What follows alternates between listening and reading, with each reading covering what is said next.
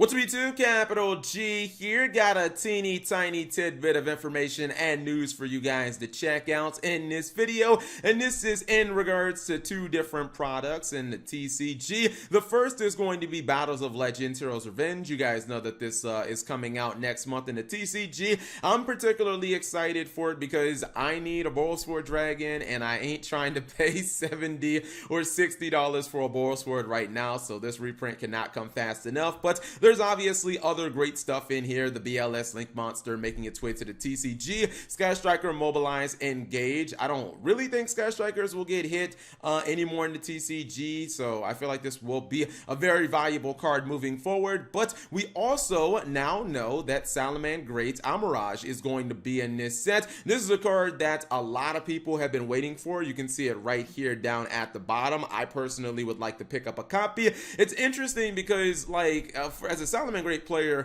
you really are not anticipating this card that much. Like, this card helps other decks out way more than Salamangreat's in it. It really doesn't do anything that, like, Salamangreat's would consider, like, massively when it comes to, like, a buff or anything like that. You still would rather just, like, play Banelinks, but for certain archetypes, like Invoked, I mean, this card is, like, so good for Invoked because if you guys don't know, it's a Link 1, and I believe that all it requires is a normal summoned monster that has 1000 attack or less. So in a deck like Invoked, basically you can just normal summon your Alistair the Invoker. You can search your copy of Invocation, and then you can just instantly, like, link into this monster. You can tribute it and give it up, and then you can just straight up go for Purgatrio, or you don't even have to link it off the field. It's just a fire monster, and again, you can go for something like Purgatrio. So if there's like a matchup where you can use Purgatrio, but your opponent doesn't have like any fires in the grave, or you don't have any fires in the grave, you can just go into this. It's also going to, I'm not trying to say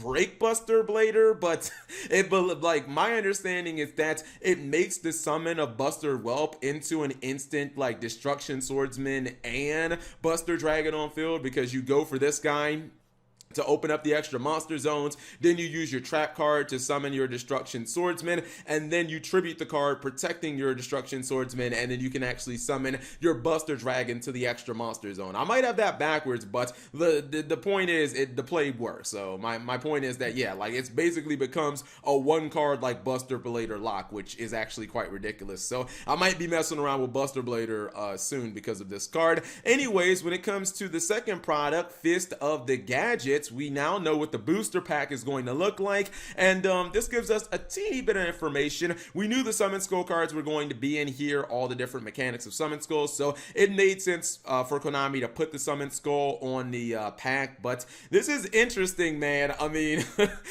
does this mean we're getting purple Gadget? Like, what the flipping hell is this card? This is like Behemoth Monster Gadget. Like, I'm not really sure what this is, but I'm just gonna guess that this is a brand new Gadget monster. I honestly wonder what mechanic this monster might be. I mean, I don't really know. I mean, it could be a Link monster. I think that it looks a little too strong to be like a Link 1 or a Link 2. It would probably have to be like a Link 3. I also would not be surprised if it's an Exceed monster. Or maybe, and the reason I'm saying maybe is because Konami did this in the past, I could actually see it being a tribute monster. If you guys don't remember, there was the ancient Georgian, I forget the name of the monster exactly. I think it was Gadgetron Dragon, the ancient Gadgetron Dragon. It was the weird monster from the structure deck that required you to tribute a Gadget monster to normal summon it. I think Konami would, maybe if they tried to remake something like that, maybe they'd go for not a normal summon, but if it was a special summon, it'd be like quite playable. So there is the potential for it being that. And then we also have a new Fire Fist Waifu monster, which she's new. With Fire Fist, I don't even know what my prediction is, because Fire Fist, I really have to see where, like, what direction Konami's taking Fire Fist in. Fire Fist already have, you know, they got Synchros, they have Exceeds, rank 4 and rank 3. Fire Fist are getting their Link monster in this set, so it's hard for me to see them giving Fire Fist another Link monster. And also Fire Fist are getting a fucking Ritual monster for some reason. So maybe this is the ritual monster. People are saying it's because of Duel Links. Who knows? I mean, my best guess is that this is just an effect monster, but with Fire Fist, they have so many different mechanics and, you know, multiple forms of Xyz. This could honestly be anything. So I'm really interested to see where these two archetypes are going to go. It's, again, especially considering these are TCG exclusive cards and the OCG players don't have these yet. But whatever you guys think, leave it in the comment section below. I'm super excited to you know, now try to play some Buster Blader and see where I can take that deck. Thank you guys for watching. As always, subscribe if you have not already and turn on that notification bell for daily videos.